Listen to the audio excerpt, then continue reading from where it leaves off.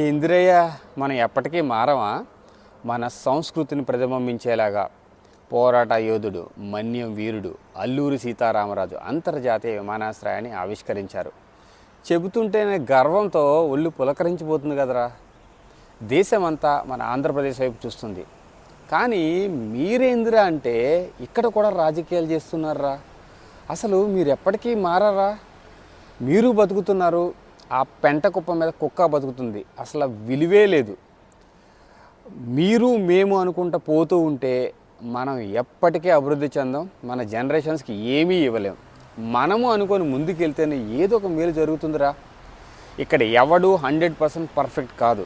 కానీ ఒక వ్యక్తి మన కోసం, మన భావితరాల భవిష్యత్తు కోసం ఏదో ప్రయత్నం చేస్తున్నాడు. ఆయన వెనక నడవకపోయినా పర్లేదురా, గుంట నక్కల్లాగా కుట్రలు చేయకుంటే చాలనేది నా ఉద్దేశం భయ్యా. ఎందుకంటే చేసిన ప్రతి పనిని ఏదో ఒక విధంగా వ్యంగ్యంగా, ఏదో ఒక విధంగా దాన్ని ట్రోల్ చేయాలి. ఏ మంచి పని చేసినా కానీ అది మంచిగా చూపించకూడదు.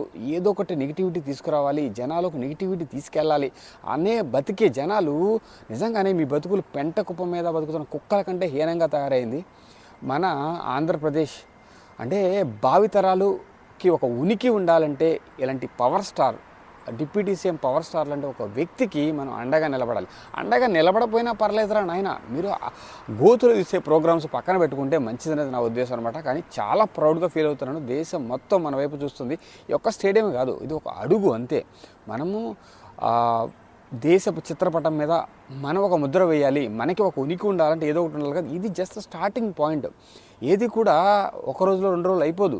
టైం ఇవ్వాలి. ఎందుకంటే చాలా బొక్కలు ఉన్నాయి. ఆ బొక్కలన్నీ బూడ్చుకొని ముందుకు వెళ్ళాలంటే చాలా టైం ఇవ్వాలి.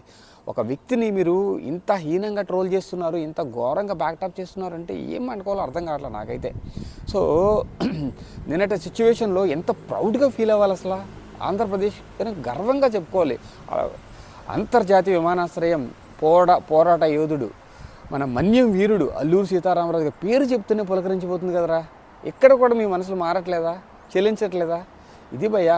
ఇవి చూసిన తర్వాత ప్రతిసారి ఏదో ఒక విధంగా ట్రోల్ చేయాలని ట్రై చేసే వాళ్ళు ఎక్కువైపోయారు.